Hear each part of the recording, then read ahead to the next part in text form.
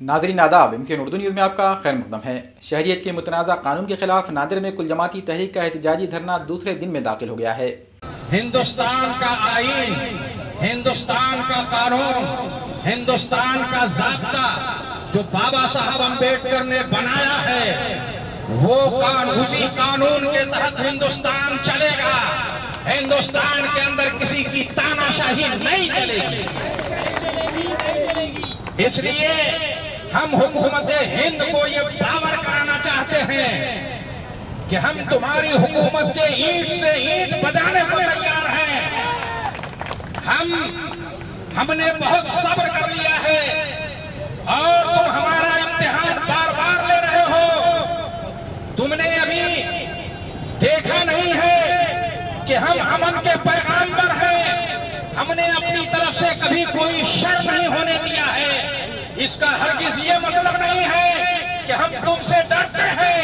हमने तुम्हें अपने वोट से, हमने तुम्हें अपने चुनाव से तुम्हें चुनकर कुर्सी पर बिठाया है।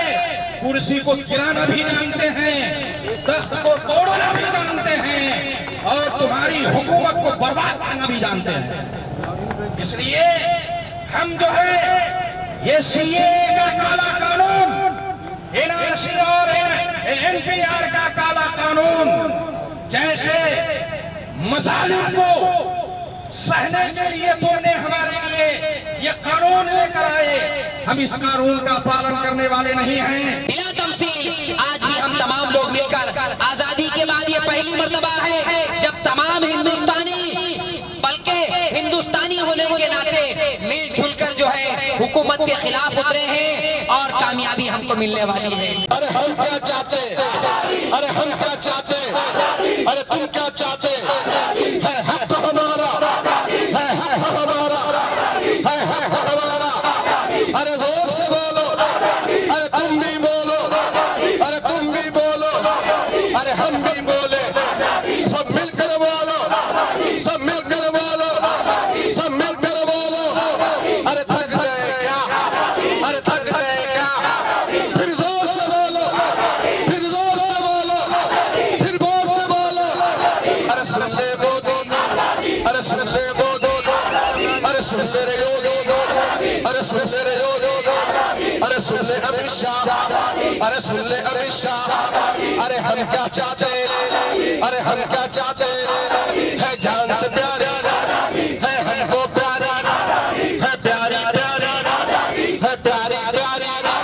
अरे सुन ले रे मोदी, अरे सुन ले रे योगी, अरे सुन ले गरीब बाबा, अरे सुन ले गरीब बाबा, अरे तुमसे सुन ले गरीब बाबा, अरे सुन ले गरीब बाबा। है हमारा, है हमारा, है हमारा। गोरों से लिए थे, गोरों से लिए थे, गोरों से लिए थे, चोरों से लेंगे, चोरों से लेंगे, चोरों से लेंगे, चोरों से लेंगे। है हक हमारा। अरे मनुवाद से, अरे छूट छाट से, मनुवाद से, अरे छूट छाट से, अरे नफरती से, अरे जातिवाद से, अरे भेदभाव से, अरे भेदभाव से। अरे जोर से बोलो, अरे तुम भी बोलो, अरे मैं भी बोलूं, सब मिलकर बोलो, सब मिलकर बोलो, सब मिलकर बोलो।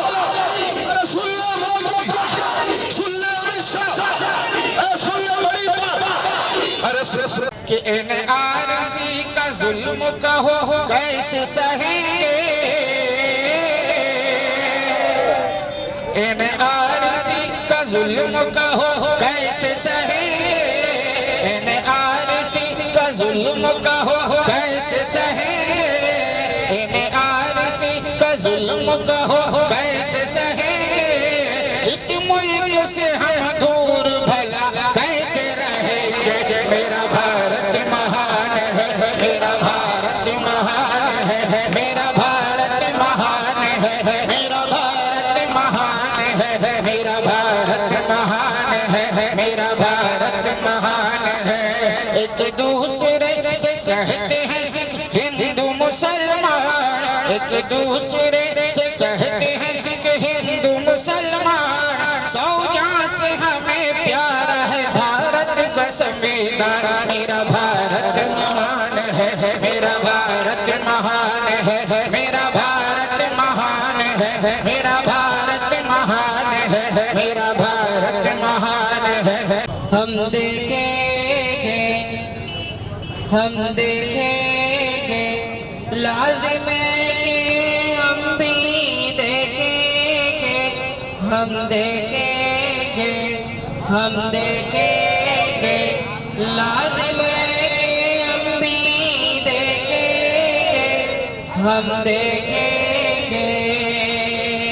वो दिन के जिसका वादा है, जो लोहे अज़ल में लिखा है, वो दिन के जिसका वादा है, जो लोहे अज़ल में लिखा है। हम देखेंगे, हम देखेंगे, लाजिम है कि हम भी देखेंगे, हम देखेंगे, हम देखेंगे।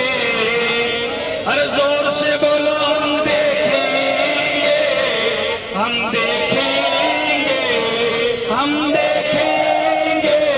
हाथ उठाकर बोलो हम देखेंगे, तुम भी बोलो हम देखेंगे, अरे तुम भी बोलो हम देखेंगे, हम देखेंगे। लाजिम है कि हम देखेंगे। जोर से बोलो, अरे जोर से बोलो, अरे जोर से बोलो, अरे जोर से बोलो, अरे जोर से बोलो।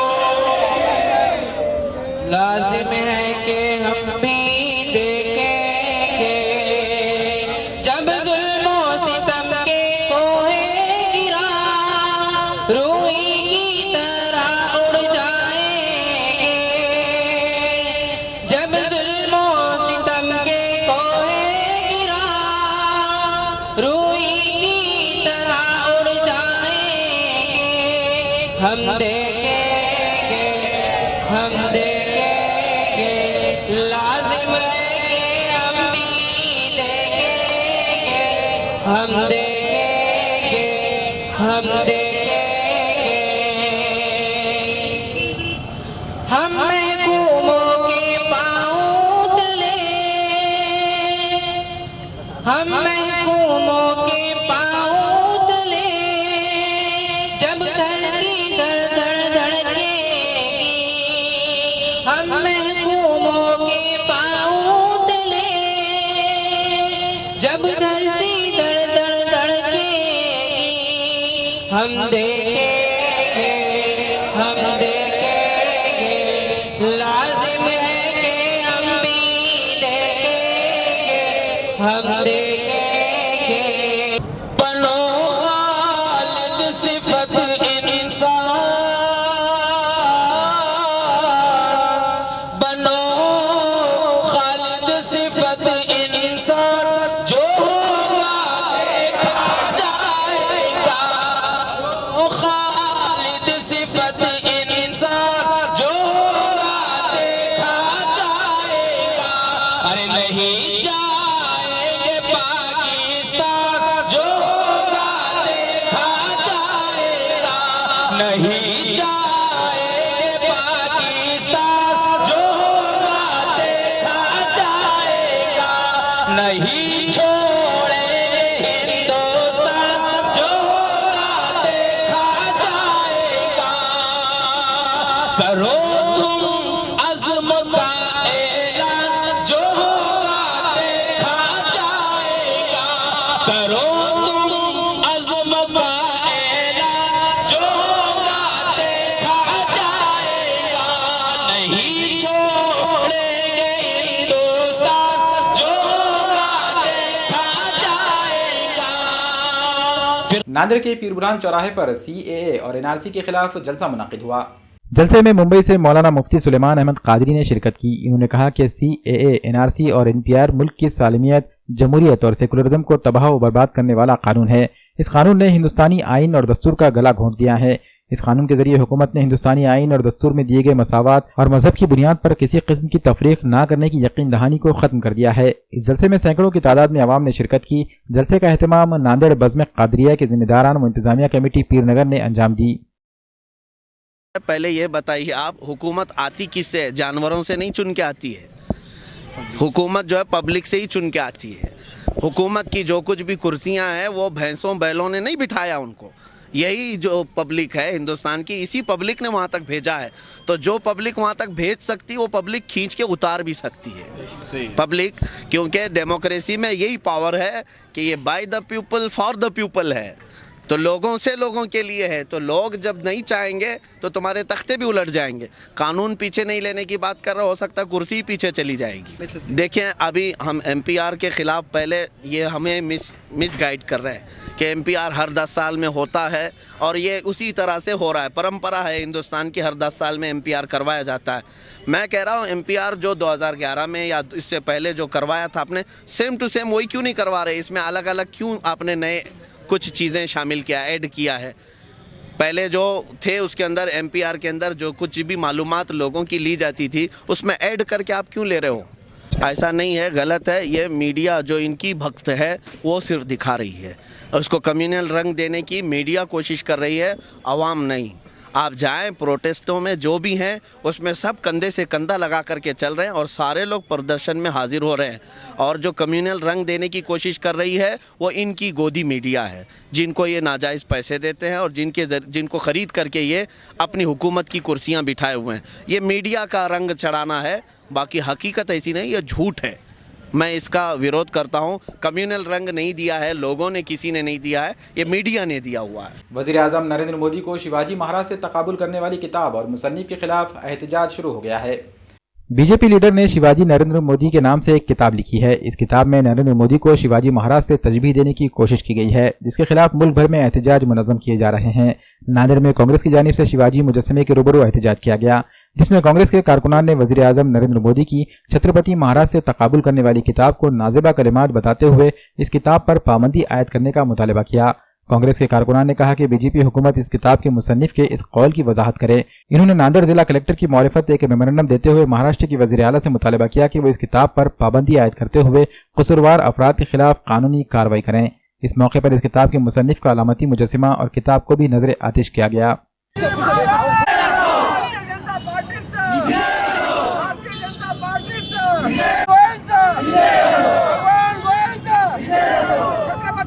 ज्या भगवान गोयलनं ही चूक केली त्याची चूक ही माफी करण्यासारखी किंवा त्यांना माफी मागण्यासारखी ही एवढी छोटी चूक नाही आहे।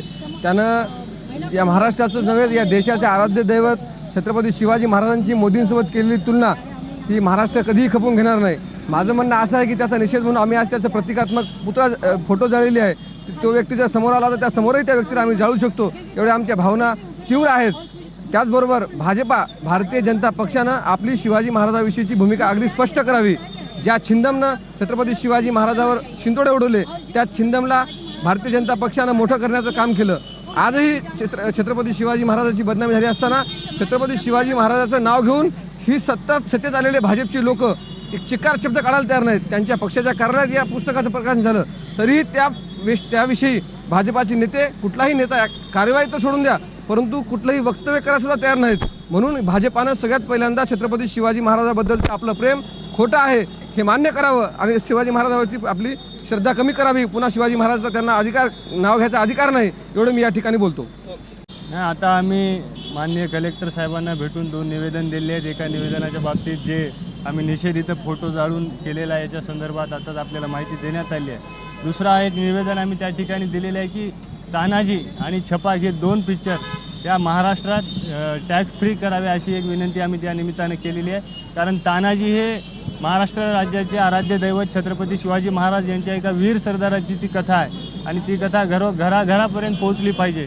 आणि दुसरी गोष्ट, छपाक हा जो सिनेमा आहे एका ॲसिडग्रस्त, ॲसिड पीडित मुलीची, तरुणीची व्यथा त्या पिक्चरच्या माध्यमातून समोर आणलेली आहे आणि ती व्यथा सगळ्या लोकांसमोर सर्वसामान्यांसमोर जावी आणि त्या माध्यमातून अपप्रवृत्तीला आळा बसण्याचं काम होईल। त्यासाठी आम्ही महाराष्ट्र शासनाला या निवेदनाच्या माध्यमातून विनंती केलेली आहे की महाराष्ट्र राज्यात हे दोन्ही चित्रपट करमुक्त करावे। जय भगवान गोयलनी जे पुस्तक लिहिलं आहे की नरेंद्र मोदींची तुलना छत्रपती शिवाजी महाराजांसोबत केलेली आहे आणि हे निषेधार्ह आहे. छत्रपती शिवाजी महाराजांचं बहुजनांचं राज्य होतं आणि आज जे मोदींसोबत जी तुलना केलेली आहे ही छत्रपतींचा इतिहास मिटवण्याचा प्रयत्न आहे. आणि आमचा दुसरा आक्षेप असा आहे, जरी बीजेपीने हात झटकले असले की आमचा याच्याशी काही संबंध नाही, पण पुस्तकाचा प्रकाशन सोहळा बीजेपीच्या ऑफिसमध्ये झाला कसा यावर सुद्धा आमचा आक्षेप आहे. आणि असे पुस्तकं उद्या कुणीही त्यांच्यावर गुन्हा दाखल करण्यासाठी आम्ही आज निवेदन कलेक्टर साहेबांना दिलेलं आहे, SP साहेबांना दिलेलं आहे, मुख्यमंत्री साहेबांना दिलेलं आहे आणि नांदेड जिल्ह्याचे पालकमंत्री अशोक चव्हाण साहेबांना पण दिलेलं आहे की उद्या त्यांच्यावर गुन्हा दाखल करायला पाहिजे. उद्या चालून कुणीही लुंगासुंगा उठेल आणि छत्रपती शिवाजी महाराजांसोबत जर तुलना करत असेल तर हे उद्याच्या भावी पिढीसाठी ही धोक्याची नांदी ठरेल असं आमच्या महिला काँग्रेसतर्फे आणि युवक काँग्रेसतर्फे आज आम्ही या ठिकाणी निवेदन दिलेलं आहे. आज आम्ही त्यांच्या जे गोयल आहे जय भगवान गोयल यांच्या प्रतिमाचं या ठिकाणी आम्ही जोडो मारो आंदोलन आणि त्यांच्या प्रतिमाचं दहन या ठिकाणी केलेलं आहे. नांदेड़ के MG रोड पर नवभारत मेटल सेंटर की 45वीं एनिवर्सरी की तकरीब मुनक्किद हुई. नांदेड़ में नवभारत मेटल सेंटर होलसेल और रिटेल एक जानी मानी कदीम शॉप है. चौक बाजार MG रोड पर नवभारत मेटल सेंटर शॉप की 45वीं सालगिरह तकरीब का एहतमाम किया गया. तकरीब में मेहमानान खुसूसी में मौलाना विकायतुल्लाह कासमी ने शिरकत की और इस मेटल सेंटर में खैर आफियत के लिए खुसूसी दुआओं का एहतमाम किया. मुफ्ती विकायतुल्लाह कासमी ने नवभारत मेटल सेंटर के प्रोपराइटर मोहम्मद सलीम अहमद और उनके फर्जंदान को मुबारकबाद पेश की. इस एनिवर्सरी तकरीब में सैयद यूसुफ के हाथों रिबिन काट कर इफ्तिताह किया गया. नवभारत मेटल सेंटर की दूसरी ब्रांच भंगार लाइन शक्ति नगर इलाके में वाक़ है. नवभारत मेटल सेंटर शॉप में तमाम घरेलू इस्तेमाल की चीज़ें होलसेल व रिटेल दामों में फरोख्त की जाती है. यहाँ खुसूसी तौर पर Prestige, Pigeon, Bajaj, branded, non branded, stainless steel, aluminium, copper, brass metal, kitchen के तमाम साजो सामान होलसेल व रिटेल दामों में ग्राहकों के लिए फरोख्त किए जाते हैं. एनिवर्सरी की इस तकरीब में सियासी, समाजी, मजहबी कायदीन के अलावा करीबी दोस्तों अहबाब ने शिरकत करते हुए नवभारत मेटल सेंटर के प्रोपराइटर मोहम्मद सलीम अहमद और उनके फर्जंदान को मुबारकबाद पेश की.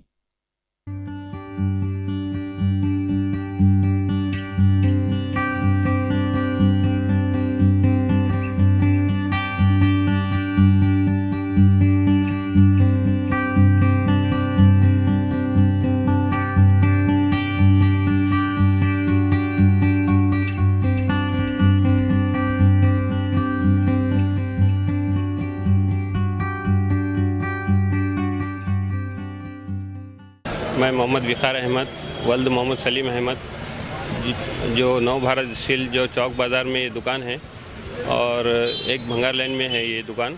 हमारे पास जो है तो शादी के अक़साम, घरेलू अक़साम और गिफ्ट के अक़साम मुहैया किए जाते हैं. और हमारी दुकान जो है तो 45 साल हो चुके हैं इस दुकान को और हम जो है तो इस काम में अंजाम दे रहे हैं इस काम को. और हर किस्म के फैंसी आइटम और हर किस्म के समझो नए नए आइटम लाने की कोशिश करते हैं और सभी किस्म के शादी के बर्तन मुहैया किए जाते हैं. और इस दुकान को अल्हम्दुलिल्लाह जो है कि 45 साल हो चुके हैं इस दुकान को और हम जो है तो आगे भी इस दुकान को ग्रो कर रहे हैं कि किस तरह से अशिया जो है तो कस्टमर के लिए अच्छे से अच्छा दिया जा सके या लाया जा सके, इसकी कोशिश की जा रही है. आज यहाँ पर हम इस दुकान की इफ्तिताह के लिए और खुशी की बात है कि 45 साल मुकम्मल हो चुके, फिर से इसकी एनिवर्सरी मनाने के लिए उस खुशी में हम यहाँ पर अलाज विकार अहमद साहब, अलाज वसीम अहमद साहब, अलाज सलीम अहमद साहब, इन तमाम बिरादरान को और मेरे सैयद सुल्तान साहब, उनको भी मुबारकबाद देने के लिए यहाँ पर आया हूँ. और यहाँ पर आने वाले सभी हजरात का मैं तहे दिल से और इन तमाम लोगों को जो है तहे दिल से मुबारकबाद देता हूँ. और तमाम लोगों से मैं अपील करता हूँ कि लोग यहाँ पर हर तरह के जो है यहाँ पर हर तरह के अक़साम जो रखे हैं और शादी ब्याह के जो चीज़ें लगते हैं यहाँ पर होलसेल दाम में, रिटेल में तमाम लोग यहाँ पर जो है आएँ और पूरा फ़ायदा उठा सकें. अस्सलाम वालेकुम रहमतुल्लाह. मेरा नाम मोहम्मद वसीम, नवभारत मेटल सेंटर. अल्हम्दुलिल्लाह हम आपकी खिदमत में 45 साल खिदमत अंजाम दे चुके हैं इस बर्तन की लाइन में और हमारा मकसद है लोगों को क्वालिटी प्रोडक्ट पेश करना, ब्रांडेड और नॉन ब्रांडेड आइटम्स प्रोवाइड करना और किचन यूटेंसिल्स के और बर्तन के वक्त में हम आपका भरपूर साथ देते हैं. अल्हम्दुलिल्लाह हमारा मकसद ये होता है कि अपडेटेड वर्ज़न जो लेटेस्ट जो आज के वक्त में 2020 के ईयर में जो चल रहा है, तो वो बर्तन और जो यूटेंसिल्स और जो किचन के आइटम्स है हम आपको प्रोवाइड करें बहुत ही वाजिबी दाम में और अच्छी सी क्वालिटी में। हमारा मकसद लोगों को सर्विस देना होता है, उनको सेटिस्फाई करना होता है और इसके ज़रिए से लोग जो है यहाँ पर आकर सामान ख़रीदें और मुतमईन होकर जाएं। और अल्हम्दुलिल्लाह यहाँ पर जो सामान दिया जाता है कस्टमर को सेटिस्फाई भी इसमें यहाँ पर होते हैं और ख़ुश भी अल्हम्दुलिल्लाह जो है यहाँ से होकर जाते हैं। और ये बात कस्टमर ख़ुद हमें बताते हैं। अल्हम्दुलिल्लाह इस तरह का जो है हमारा सर्विस अंजाम देना होता है। तो आप भी एक बार यहाँ पर विज़िट करें और आप भी जो है सिर्फ आकर देखें, भले ही सामान लेना हो या मत लेना हो, आप आकर विज़िट करें ताकि आपको पता चले कि किस तरह का सामान यहाँ पर, किस क्वालिटी का सामान किस तरह दिया जाता है। अल्हम्दुलिल्लाह आज हमारे हाजी सलीम साहब और इनके जो फ़र्जंद है विखार भाई और दाई हमारे वसीम साहब, ये लोग अल्हम्दुलिल्लाह आज इसकी दुकान की रीओपनिंग किए हैं। अल्लाह का शुक्र है, मालिक का एहसान है। ये बहुत ही अच्छे अंदाज़ में ख़िदमत दे रहे हैं और यहाँ पर हर किस्म के आपके बर्तन सारे चीज़ें मिलते हैं यहाँ पर। अल्हम्दुलिल्लाह बहुत अच्छी सर्विस है और मैं दिल से मुबारकबाद देता हूँ हमारे हाजी सलीम साहब और इनके फ़र्जंद मोहम्मद विखार भाई और हमारे दाई वसीम भाई को कि अल्लाह तबारक व तआला इनके कारोबार के अंदर बरकत दे।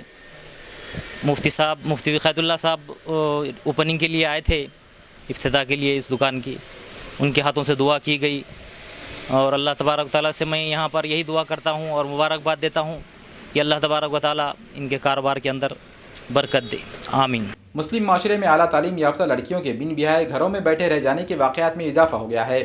शेख एजाज इशाती पिछले कई वर्षों से मराठवाड़ा मुस्लिम पयामा सेंटर चलाते आ रही हैं, जिसमें वो कमारे लड़के लड़कियों और तलाकशुदा बेवा के रिश्ते लगवाने का काम अंजाम देते हैं। नांदेड़ के पीरबुरान नगर गली नंबर 15 में शेख एजाज इशाती का मुस्लिम पयामा सेंटर कायम है।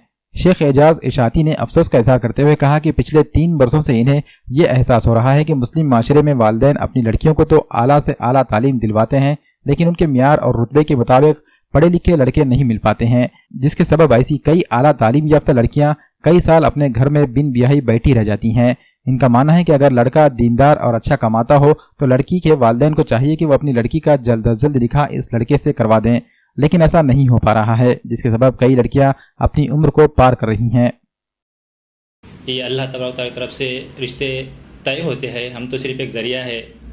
लेकिन आज लड़कियों के माँ बाप की ऐसी रिक्वायरमेंट हो गई है, वो ये नहीं सोचते कि भाई ये रिश्ता हो सकता है कि मुक़द्दर का अल्लाह तबारक की तरफ से आया है, बच्ची हमारी खुश रह सकती है या नहीं रह सकती, वो नहीं देखते हैं। सिर्फ वो ये देखते हैं कि बच्चे को सरकारी नौकरी है या नहीं है। सबसे पहले ये देखते हैं कि लड़का जो सामने वाला है गवर्नमेंट नौकरी वाला है या नहीं है, उसको तरजीह देते हैं। और बहुत सारी ऐसी लड़कियां हैं जो आज भी जिनकी उम्र 35 साल 40 साल हो चुकी है, उनकी भी एक रिक्वायरमेंट थी कि सरकारी नौकरी वाला होना, लेकिन आज तक उनको सरकारी नौकरी नहीं मिला और आज भी बच्चा घरों में बैठा लिया। इसकी वजह बहुत बड़ी, मुसलमानों में बहुत बड़ी बीमारी हो चुकी है। जैसे ही देखो सरकारी नौकरी वाला बोलते हैं, अगर लड़की के माँ बाप ये सोच ले कि नहीं बच्चा अच्छा देखकर, दीनदार देखकर और कमाई वाला देखकर अगर करे तो बहुत जल्दी इंशाल्लाह आसानी से रिश्ते हो जाएंगे। कि लड़कियों ने पढ़ लिए है और माँ बाप यही चाहेंगे कि उनको अच्छा रिश्ता मिले, लेकिन हमारी मुसलमानों की कमज़ोरी ये है कि लड़कियां एजुकेशन में बहुत ज़्यादा है और आज लड़कियों की सबसे बड़ी कमज़ोरी रिश्ते के अंदर हो गई है उनका एजुकेशन, रिश्तों की हद तक। क्योंकि बहुत सारे लड़के हैं जो अपनी घरेलू हालात की वजह से एक तो पढ़ नहीं पाते हैं, या ये कि बहुत सारे मुसलमान लड़के एजुकेशन में कम है लड़कियों के मुकाबले में। तो बहुत सारी लड़कियां जो है तो MSc, फिर MA, BEd, फिर इसके अलावा डॉक्टर फील्ड में ये बहुत सारे पढ़ लेते हैं, लेकिन जो लड़के होते हैं तो लड़के तो बहुत कम मिलते हैं। इसलिए लड़कियां जो पढ़ ले रहे हैं उसकी वजह से सेम डिग्री वाले मिलना और बहुत अच्छे मिलना बहुत कम हो गया है, बहुत मुश्किल हो गया है। ये अगर सेम डिग्री में देखा जाए तो लड़के ऑलरेडी कम हैं और ऑलरेडी और लड़कियों की वैसे भी ज़्यादा ही है। इसकी अहम वजह यही है कि जो 2001 में 2 में लड़कियां रिश्ता देख रहे थे, आज भी वो देख रहे हैं। और वो लड़की के माँ बाप आज हमें फ़ोन करके बोलते हैं कि कोई 2 लड़कों का बाप होगा जिनका तलाक हो गया है या किसी के बीवी का इंतकाल होगा तो अब उसके लिए एग्री है। जब उनके लिए रिश्ता आया था तो वो सोचते थे कि नौकरी वाला होना, उस वक्त उनका सरकारी नौकरी का डिमांड था।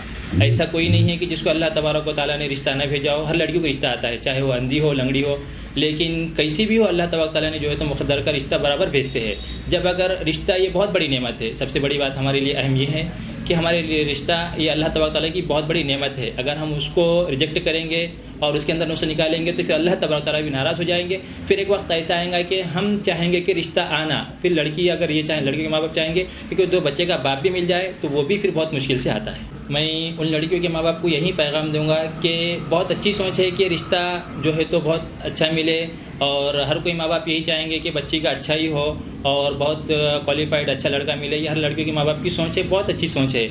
लेकिन इसका बहुत ज़्यादा अच्छे के चक्कर में कहीं ये लड़कियाँ बेनिकाह बैठ ना जाए, ये भी हमें एक ज़रिए से सोचना है।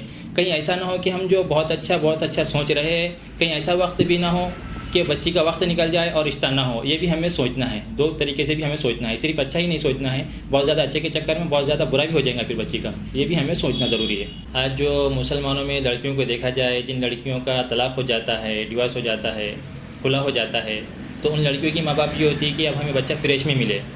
वो ये सोचते हैं कि अब हमारी बच्ची को तो तलाक हो गया है, लेकिन हम पैसे दे दिलाकर कहीं से फ्रेश बच्चा ला लेंगे।